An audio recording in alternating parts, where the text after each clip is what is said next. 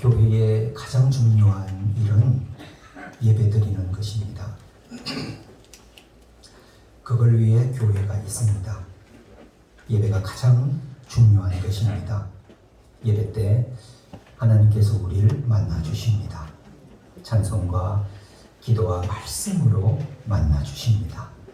여러분, 예배 드리실 때 은혜가 되고 눈물이 나고 감동이 오는, 그게 하나님께서 여러분들을 만지시는 것입니다.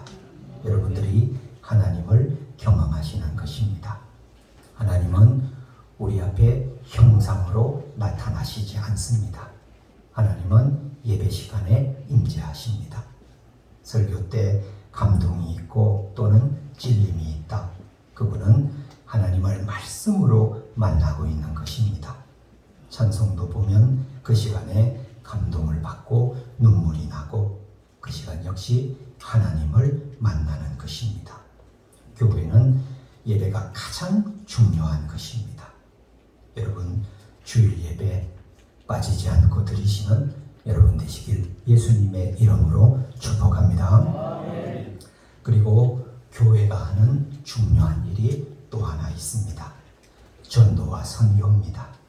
전도는 자기 나라 안에 믿지 않는 이들에게 예수님을 전거하는, 그게 전도입니다. 반면 선교는 외국에 가서 예수님을 전거하는, 그게 선교입니다. 전도에 대해서는 몇 번 설교를 했습니다. 오늘은 선교에 대해 알아보는 시간을 갖겠습니다. 특히 오늘은 선교자 기념주일로 지킵니다. 우리나라에 와서 복음을 전하시다 돌아가신 선교사님들이 많습니다. 아니면 한국 선교를 마친 후에 본국에 가셨다가 유골이 한국에 온 선교사님도 많습니다. 그분들의 특징은 우리나라를 참 사랑하셨다는 것입니다. 그분들이 오셔서 전도하시고 교회를 개척하는 일을 했습니다. 여러분, 우리나라를 보면 곳곳에 교회가 있습니다. 그런데 그 중에 선교사님들이 세운 교회가 많습니다. 제가 어릴 때 다닌 창원 가음정교회도 보면 선교사님 집에서 시작했습니다. 지금은 2,500명이 모입니다. 그렇게 해서 지금은 교회가 곳곳에 세워져 있습니다. 여러분, 교회가 곳곳에 있다는 것은 구원받을 기회가 많다는 것입니다. 제가 있었던 중국은 교회가 많이 없습니다. 차를 타고 3시간을 가야 교회가 있는 지역도 있습니다. 물론 중국도 삼자 교회라고 있습니다. 중국인 교회입니다. 이건 중국 정부에서 세운 것입니다. 목사님도 중국 정부에서 파송했습니다. 이들은 설교를 하면 처음엔 하나님 얘기도 하고 교회 얘기도 하고 3분의 2는 그렇게 합니다. 그런데 나머지 3분의 1은 뭘 하는지 아십니까? 공산당 선전을 합니다. 중국이 이렇게 좋다. 그리고 공산당이 이렇게 좋다. 그러니 가입해라. 엉터리 설교입니다. 그런데 안타까운 것은 그런 설교라도 듣고 싶어서 여기에 매주 2,000명이 모입니다. 모이는 성도들은 가짜가 아닙니다. 그들은 진짜 믿고 싶어서 교회에 가고 설교를 듣고 싶어서 교회에 가는 것입니다. 그걸 보면 마음이 얼마나 아픈지 모릅니다. 여러분, 중국을 위해 기도해 주십시오. 중국 국민들이 나쁜 게 아닙니다. 지도자들이 나쁜 것입니다.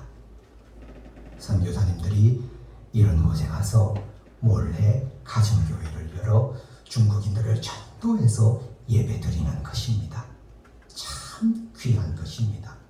하지만 위험한 것입니다.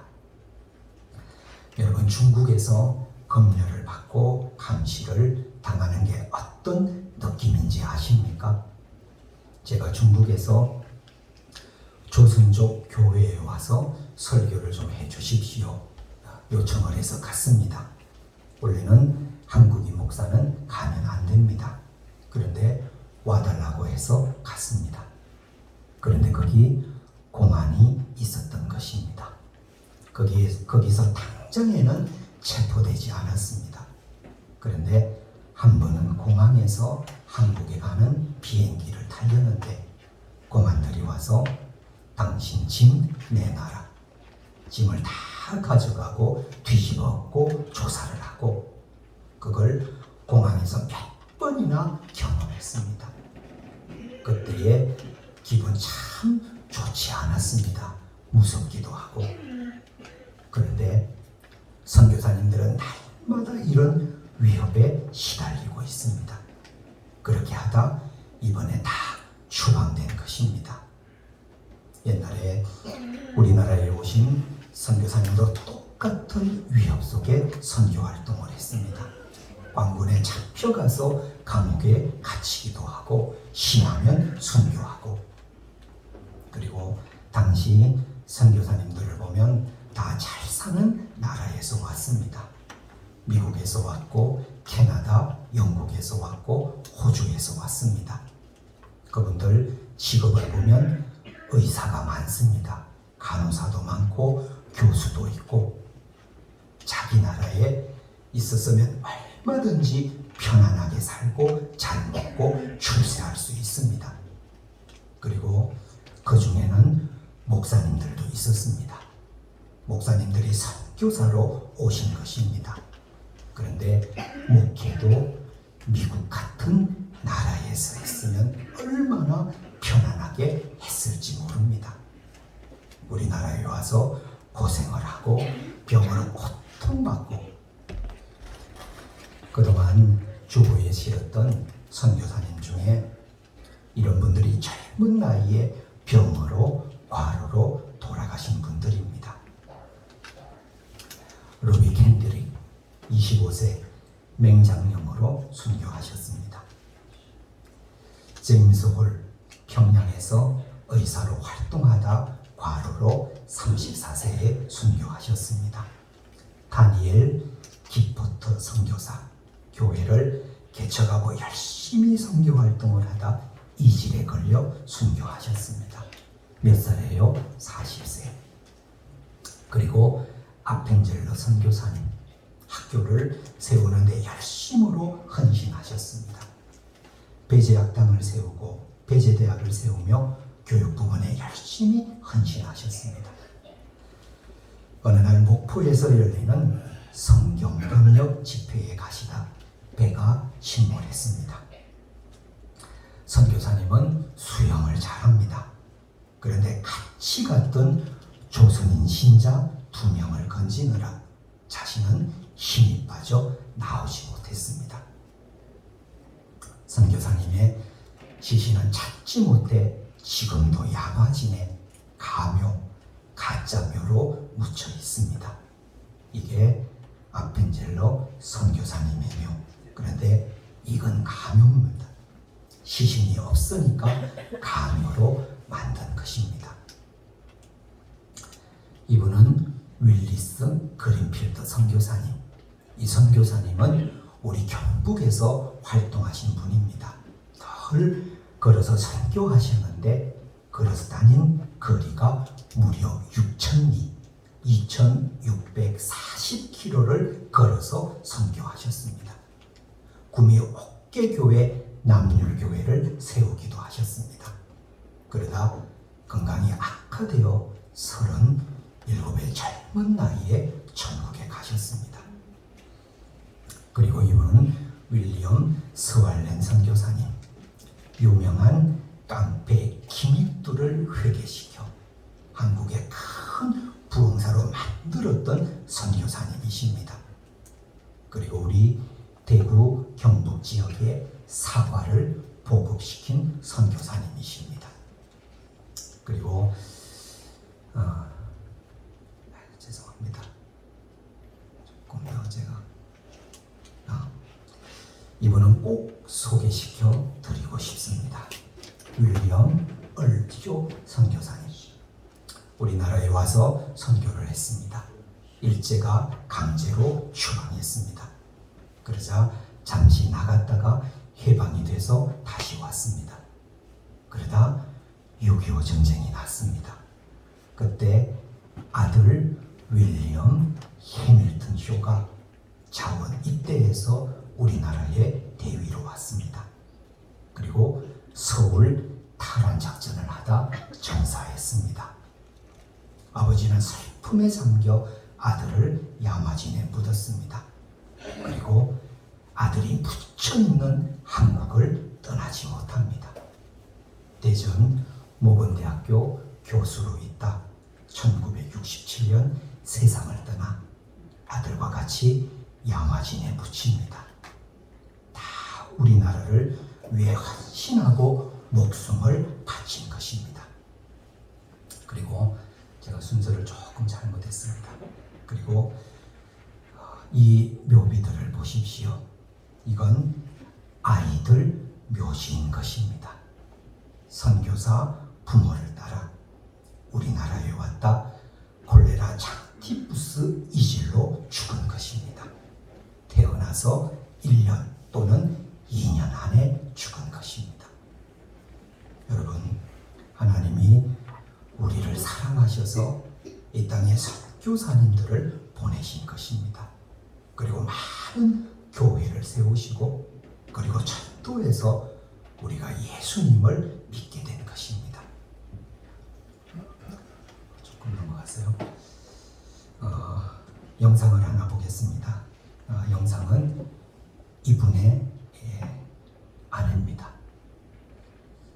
앞에서 살펴보았죠.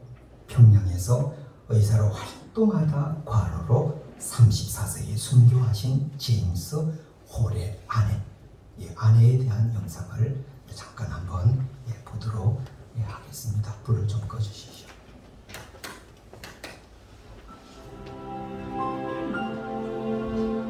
양화진에는 로제타는 물론 그의 남편과 자녀들이 함께 묻힌 가족묘가 만들어져 있습니다. 맞습니다. 이들 모두 선교사입니다. 선교를 준비하면서 만난 남편 제임스 홀. 그는 신실하고 헌신적인 하나님의 자녀로 열심을 다한 선교사였습니다. 1892년 서울에서 결혼을 한 후 제임스는 곧바로 평양 선교 책임자가 되어 의료 선교를 펼칩니다.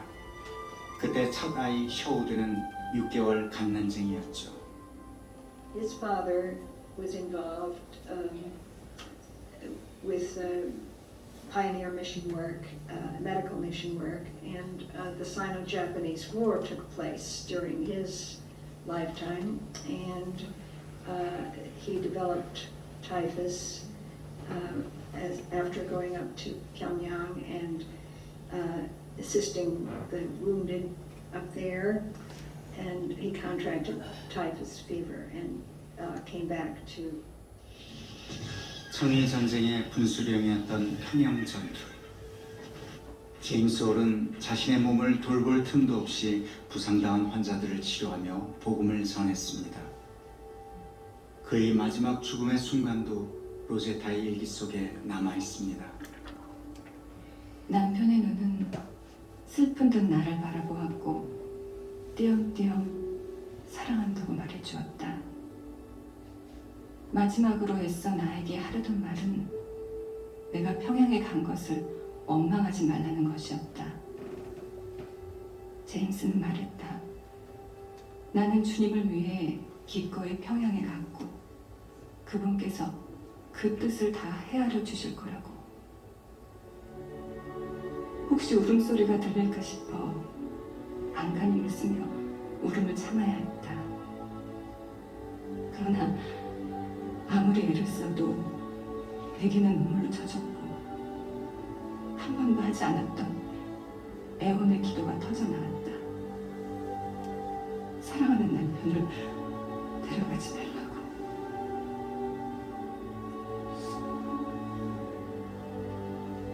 그의 선교 활동은 짧았지만 평양 선교의 개척자 고아들의 친구로 불린 그의 헌신은 작지 않았습니다. 하나님을 향한 원망마저 허락하지 않은 그런 남편이 로제타의 곁을 떠났습니다. 눈물로 얼룩졌던 당시 일기장. 그러나 그 눈물이 마르지 않았습니다. 남편 죽음 후에 얻은 딸 이디스. 로제타에게 큰 위로가 되었던 딸마저 그의 곁에 오래 머물지 않았습니다. 겨우 5살, 풍토병으로 죽기 직전까지 엄마는 고열에 시달리는 딸의 상태를 일기에 기록했습니다. 체온 41도, 숨이 가쁘고 힘들어했다. 잠시 후 호흡의 간격이 점점 길어졌다. 눈을 크게 뜨고 엄마를 바라본 채 작은 영혼이 서서히 떠나갔다. 그렇게 그 아이는 세상에 보내주신 그분에게로 다시 돌아갔다.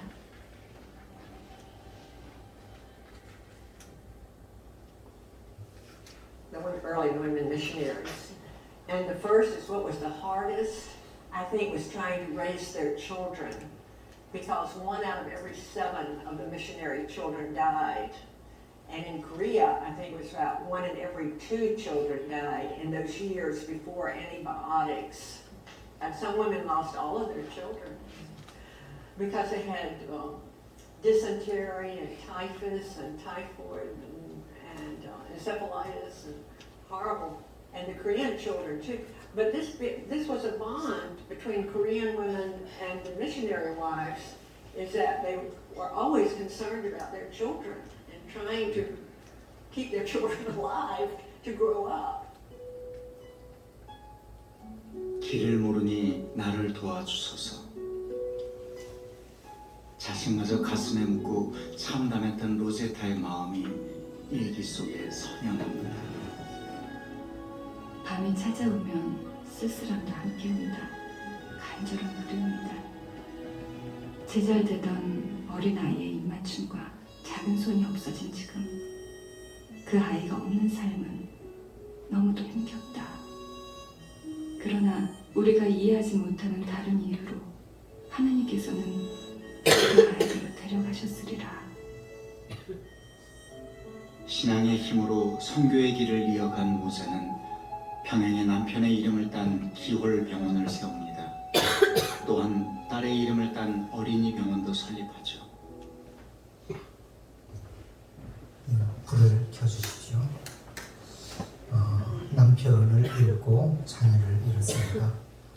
그래도 끝까지 포기하지 않고 병원을 짓고 선교 활동을 했습니다.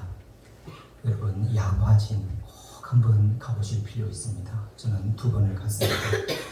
양화진에 가면 이 여자분의 청진기, 진료 가방 등이 있습니다. 아들이 아버지와 같은 길을 걸어서 의사로 우리 한국에서 봉사를 했습니다. 이 가족이 다 양화진에 있습니다.